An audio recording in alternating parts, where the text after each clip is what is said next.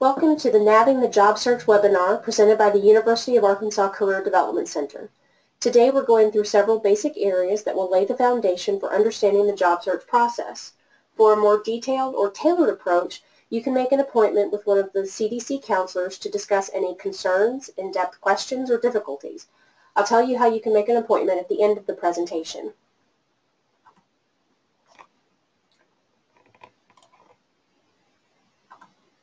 So the job search process requires more than just crossing your fingers and hoping for the best.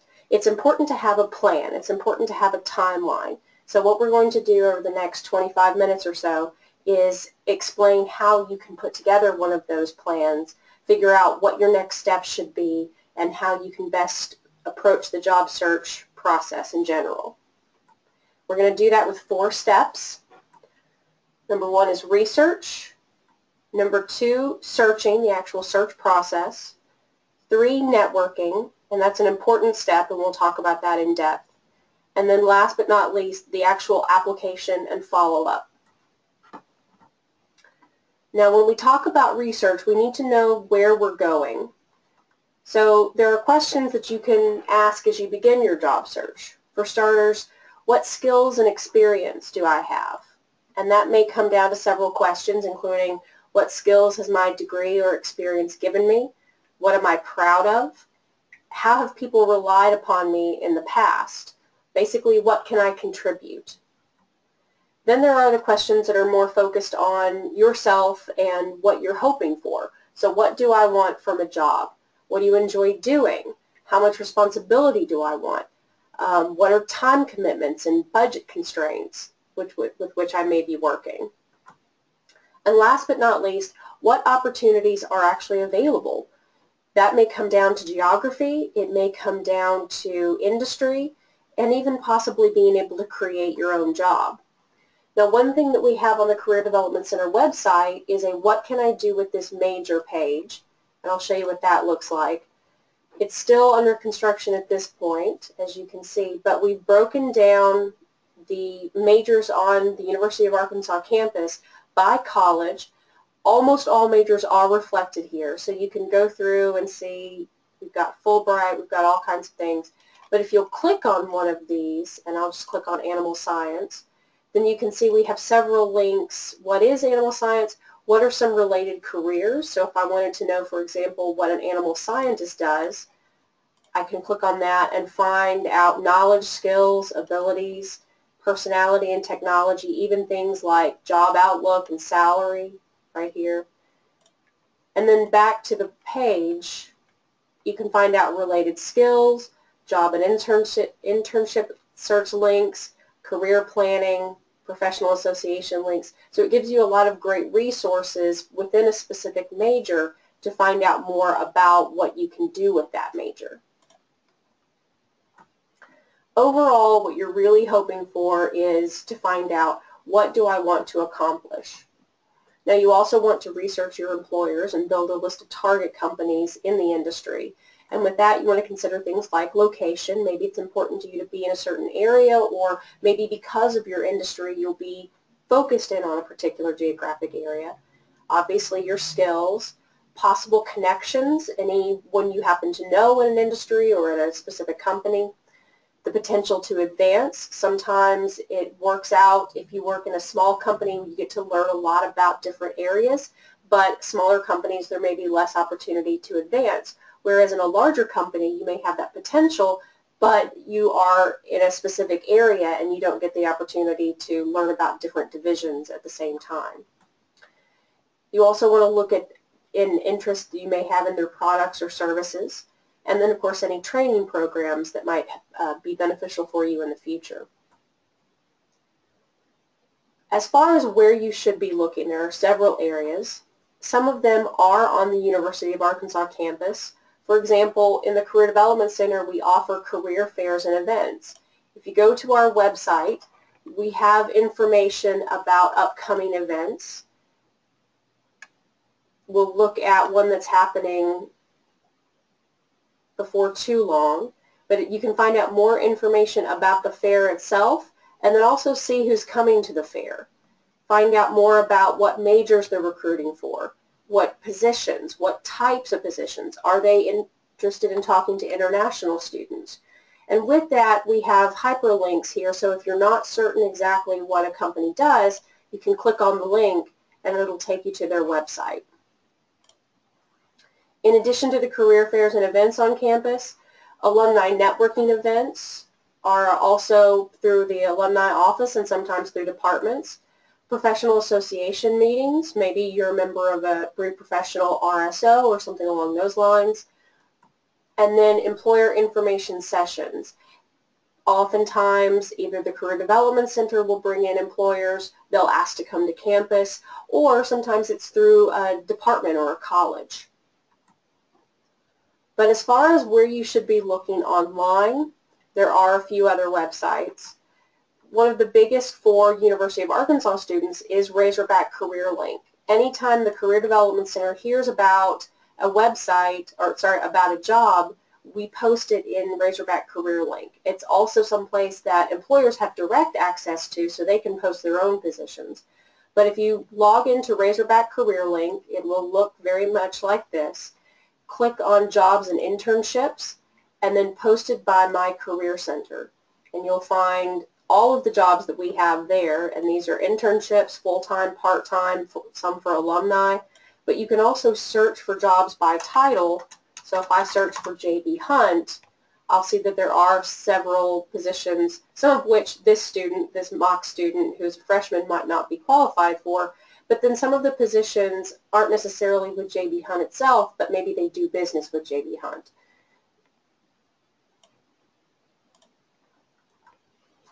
We also have A to Z job search links on our website. These are broken down by industry, but also in some areas, or in some cases by area. So I might, if I'm interested in staying in Arkansas, I might search for the Arkansas Job Search web boards. Or perhaps I'm interested in food science. This would give me several options, places I could search for jobs in food science. Or maybe I'm interested in international opportunities, and we have several links for you there if that's of interest to you. Speaking of international opportunities, Going Global is a great website if you're a domestic student who's looking to work abroad, or if you're an international student who's looking to stay in the United States for a while. If you're a domestic student wanting to study abroad or work abroad, they have country career guides. So these are based on different areas or countries. You can find out what exactly a resume might look like in that country, what are their job boards, what are some of the things that you need to know about applying for a job and interviewing in different countries. But then also, if you are an international student, they have H-1B visa information and employer petitions. So if I search by state, and let's say I'm interested in working in California, it'll tell me the companies that have petitioned for the most visas for their employees, so the companies that are willing to sponsor employees. So I might be able to target my search based on who has done this sort of thing in the past. Two of the biggest search boards are Simply Hired and Indeed.com, and I'm going to show you Indeed. You could spend a lot of time trying to search in a lot of different places or on a lot of different job boards, but Simply Hired and Indeed are two websites that bring a lot of those together. So we recommend using the Advanced Job Search over on the right, and let's say that I'm interested in a public relations position, and I'm interested in public relations, but I'm not interested in being a copywriter. In Fayetteville, that leads to, right now, 26 positions, but let's say that I'm not really interested in working in Fayetteville. I'm going back home to Kansas City. That might be another option. So if I find jobs, there are 205 jobs that mention public relations but do not mention copywriter in the Kansas City area. I can break that down by salary, job type, even specific location. I can also break it down by experience level. So I might look at the entry-level positions because as a current or recent graduate, I those might be more applicable to my experience level. However, having said that, you might also look at the senior level positions, because let's say a director of sales and marketing at a company, I can go through and see what are the responsibilities and what are the requirements, what are the things that they're looking for. So if this is a job that I want in 10 years, I can find out more about what I need to be doing now and over the next few years to prepare for this kind of position. But this is a great resource to be able to find jobs, particularly if you aren't sure where to start or are trying to get ideas about job titles. Indeed can be a great resource for that sort of thing. Now the networking piece. So what is networking? A lot of times we think of networking as just having connections, but it's more than that. It's keeping those connections up. It's the long-term relationships, because if you just met someone and try to get back in touch with them a year later to try to find out if they know of any openings, they're not going to be that inclined to help you. On the other hand, if it's a relationship that you've kept up, you checked in every 3 or 4 months, you know a little bit more about them, they'll not only be more likely to help you, they'll also be more likely to think of you when they hear about something in the interim when you haven't talked recently. So why is that important? Over half of jobs, and some estimates go up to 80% of jobs, are never posted. And that's because sometimes they know they'll get more applications than they're willing to read through. Sometimes someone's about to be fired and they don't want to mention that, don't want to make that public yet. Or it could be that they're just waiting for the right person and they're not exactly sure what they need, but they're willing to create something or create an opportunity for someone they know will do good work. So where can you do that? We've talked about career fairs and events. It's one of the last places where you can actually have a face-to-face conversation with a recruiter or an HR manager. Oftentimes you're applying online or you're emailing, so career fairs are one of the last places that you can sort of have that face-to-face contact. We also have several employers who will stay on campus the day after a fair to do interviews. So if they find people that they like or have good conversations at the fairs themselves, they may invite some of those students back the next day to have interviews for internships or full-time positions. Family and friends are another good resource. Just because they're not in your specific industry doesn't mean they don't know people in that industry. Friends, parents, and parents' friends, same thing. Maybe you are in a sorority or a fraternity with someone whose parent is in the same industry or field that you're considering. So you can ask to speak with that person, maybe do an informational interview, find out what they like about the job, what advice they have. Don't forget about current and former coworkers and supervisors. Even if you worked in a field through college that you don't want to pursue after, you may still have some people who have connections or may be able to point you in the right direction if you're not quite certain which way you want to go. RSOs on campus, clubs and organizations, are another great resource. A lot of times, especially the pre-professional programs, these are people who are interested in the same sorts of things that you are. So they may have connections or they may know of opportunities just because they're considering the same field. Volunteer and community organizations are another way to start making a name for yourself. People are more likely to take a chance on someone that they know. So if you've been working as part of a volunteer organization for the last 3 or 4 months, you are more likely to get a job in that organization, or at the very least have a great reference than someone who's a complete unknown quantity. Then we have social media.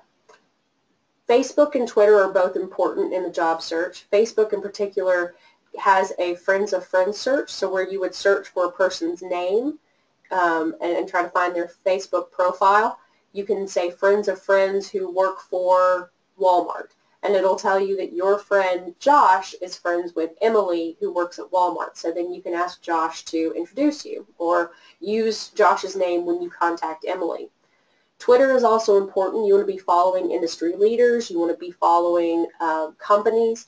But there are some companies, say, for example, Microsoft, who have specific Twitter feeds or Twitter accounts just for their recruiting. So instead of just Microsoft, it's Microsoft Recruiting, and you can find out about opportunities that way. But then LinkedIn is the biggest by far, because LinkedIn in some ways is like Facebook for business. And we won't get into the specifics of your profile and what that should look like, but we do have a networking tool on LinkedIn that I want to show you. If you find University of Arkansas, and you can search just for U of A, and the University of Arkansas page will come up, then you'll want to click on See Alumni. This breaks down alumni, the over 81,000 alumni and students currently on LinkedIn, breaks them down by where they live, where they work, what they do, what they studied, and what they're skilled at. So again, if I go back to that public relations position, or if I'm interested in public relations, by typing in public relations, I've now narrowed that 81,000 alumni and students down to 8,200. And let's say, again, I'm interested in talking to people in the Kansas City area. I'll be back there over spring break maybe, and I'm interested in talking to people. So I can look at public relations in Kansas City, and here they are. Here those people are. So I can contact some of them and say, I'm a student at the University of Arkansas. I'm interested in doing what you're doing. Do you mind if I ask you a few questions? Some of them may not get back to you because they may be, working with other things, or they're busy, or they haven't looked at their LinkedIn account in a while. But other people might be very maybe invested in helping you figure out what your next steps might be. So if you ask them, again, what do you like or not like about your job? What do you wish you had known when you were in my shoes? What are some things that surprised you about the industry? Then if you keep those contacts up, they become part of your network. And anytime they hear about a position, they're more likely to let you know that the opportunity exists. So you can apply for it even if it hasn't been posted yet. Don't forget about your faculty and staff as well. Oftentimes they not only know of opportunities, they know where previous graduates have gone on to work, or even graduate school, so they can be a great resource to let you know what some of the opportunities out there might be. Now, as far as the actual application and follow-up, there's something called the ATS, Applicant Tracking System, and it's software that reads your resume once you've uploaded it to a particular organization. It reads for keywords, but it also reads for other relevant information and ranks you according to those keywords and how frequently and even where they show up. So you want to tailor your resume. Use the job description as a blueprint. They're telling you what they want. Your job is to answer that. So if they mention communication a couple of times, your resume needs to specifically say that you have experience with communication, assuming that that's true. Use those keywords and phrasing. So find the keywords in the job description, and you not only want to use the exact verbiage that they do, you also want to use the keywords further up in your resume, so earlier in your resume. The higher those keywords are, the more relevant and recent the applicant tracking system assumes that they would be. So you will be ranked higher just for using the keywords in the first half of your resume. There used to be this idea that you could hide words in your resume. You could put words in white in the background. The problem is, not only is that not honest, but the newer systems can now read that and make the and can distinguish between the actual resume and the words that may be hidden behind it. Even if that isn't the case, though, once you get to an interview stage and it becomes apparent that you don't have the experience and the qualifications that you say you do, then all of a sudden you not only don't get that job, you burned a bridge at that organization. You want to stay away from headers, footers, and text boxes. The older versions of the applicant tracking system cannot read those, cannot read headers, footers, or text boxes. So you may have the information on the resume, but the software can't read it, and therefore assumes the information isn't there and ranks you low, even if you should be ranked much higher.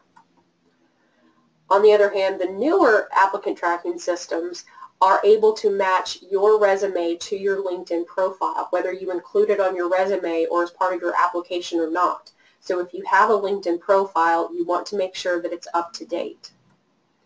And make sure that when you upload documents, you're doing so as a Word document or word processing document. That way the applicant tracking systems, the older ones, can read everything. On the other hand, if you're emailing something, if you're emailing a resume, cover letter, list of references, whatever it may be, you want to email as a PDF because their version of Word might be different than yours and the spacing could get messed up. You want to keep track of where you've applied, and that means every position that you apply for, you want to look at all the contact information that you can find for that person. You want to remember the individual job posting number. Sometimes the same job title can pop up in different divisions of the same company. So in order to keep track of which of those positions for which you've applied, the job number is what you should be keeping track of because it will change regardless of the actual title. You want to make sure you keep up with the application date and all follow-up contacts. Any usernames or passwords if you have to set up an account to apply, and that's becoming more and more frequent. And then any additional relevant information based on the application itself or contacts that you've made within the organization. Lastly, you want to make sure that you follow up with an email. Depending on when the application closes or the job posting closes will determine when you submit a follow-up email. If there's an actual end date for the job search or for the job posting, then you want to wait until 3 to 4 days after the job closes because sometimes HR managers don't look at the applicants until the job is closed. On the other hand, there are those jobs that are open until filled, and that means that they're reviewing applications as they come in. So in that case, you want to follow up with an email 3 to 7 days after, depending on when you are applying, 3 to 7 days after you actually submit your application. The email is not an opportunity to ask why you haven't been called yet or why you don't have the job. And you really don't want to email more than once unless you've been asked to provide more information. You do want to verify that you've submitted all of your application materials. So, for example, you might say something like, thank you for the opportunity to apply. I just want to make sure that you received all of my materials. If you have any questions, please let me know. You can reach me at, and then provide your phone number. And you might also ask about the hiring timeline. What are they thinking in terms of when they'll have interviews? Whether those interviews will be on the phone, Skype, in person. So finding out a little bit more about their search process. As far as the email itself, the structure is a basic business email. You want to make sure that you have an actual salutation. Provide a brief summary of why you're writing. Like I mentioned before, make sure they have all of the relevant information, asking for their dates or timeline. Call attention to any attachments if you're also attaching your resume or cover letter. Reiterate your interest in the position and thank the reader for their time, and then close and sign the email. So those are the basics of the job search process. We do encourage you to visit our office and meet with a career counselor. You can make an appointment online through Razorback Career Link or by calling our office at 479-575-2805. We can assist you with finding job search information that's a little bit more tailored or specific to your industry or potential career path. We also do mock interviews if that's of interest to you, if you aren't completely comfortable in that area yet. Resume reviews, cover letter reviews, there are several services that we offer.